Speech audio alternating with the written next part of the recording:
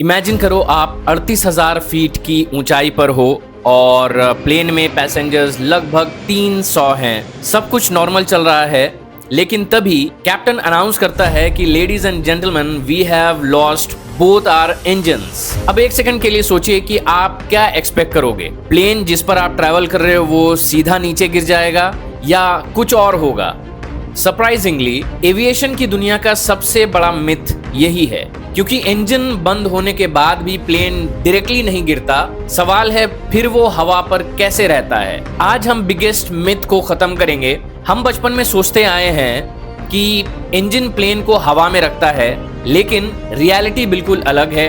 Engine का primary काम plane को उड़ाना नहीं है, बल्कि उसे सिर्फ आगे बढ़ाना होता है, और यहीं से शुरू होता है असली एरोडायनेमिक्स का खेल। अगर इंजन प्लेन को हवा में नहीं रखता तो आखिर रखता कौन है, आइए समझते हैं। प्लेन को हवा में विंग्स रखता है। जैसे एक पतंग हवा पकड़ लेती है, वैसे ही एरोप्लेन्स की जो स्पेशली डिजाइंड विंग्स हैं लिफ्ट क्रिएट करती है जब प्लेन्स आगे बढ़ती हैं। विंग्स के ऊपर और नीचे हवा अलग तरह से फ्लो करता है, इसी वजह से लिफ्ट जनरेट होती है और प्लेन हवा में टिक जाता है। इसलिए जब तक प्लेन के पास स्पीड है वो हवा में रह सकता है। लेकिन अब एक सवाल, अगर इंजन बंद हो गया तो प्लेन कितना देर हवा में रहेगा? और यही सबसे बड़ा शॉकिंग पार्ट है।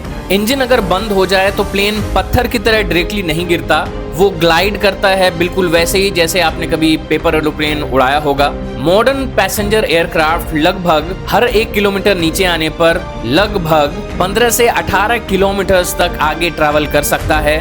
इसका मतलब कि अगर प्लेन 38,000 फीट की ऊंचाई पर है तो उसके पास इमरजेंसी लैंडिंग के लिए काफी समय होता है। अब हम समझते हैं क्या कभी रियल लाइफ में ऐसा हुआ है? बिल्कुल हुआ है। 15 जनवरी 2009 New York flight airway number 1549 take off के कुछ ही मिनट के बाद प्लेन बर्ड्स के झुंड से टकरा जाता है। दोनों इंजन्स फेल हो गए। सिचुएशन लगभग इम्पॉसिबल लग रहा था, लेकिन कैप्टन चेस्ली सुलेनबर्गर ने प्लेन को हडसन रिवर पर सेफली ग्लाइड करके लैंड कर दिया। 155 पैसेंजर्स में किसी को खरोच तक नहीं आई और सब बच गए। इसी इंसिडेंट को दुनिया मिरेकल ऑन हडसन रिवर के नाम से जानती है। अब सवाल उठता है, क्या हर प्लेन ऐसा कर सकती है?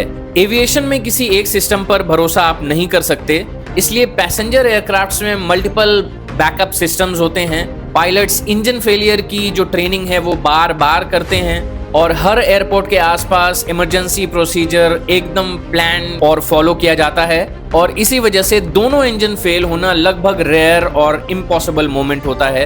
अब अगली बार जब आप फ्लाइट में बैठोगे और इंजन की आवाज आपको कम या ज्यादा लगे तो याद रखना, प्लेन सिर्फ इंजन की वजह से नहीं उड़ रही, उसके पीछे है फिजिक्स, इंजीनियरिंग, एरोडायनामिक्स और डेकेड्स की सेफ्टी रिसर्च। और शायद इसलिए एयर ट्रेवल को दुनिया का सबसे सेफेस्ट मोड्स ऑफ ट्रांसपोर्ट में से एक माना जाता है।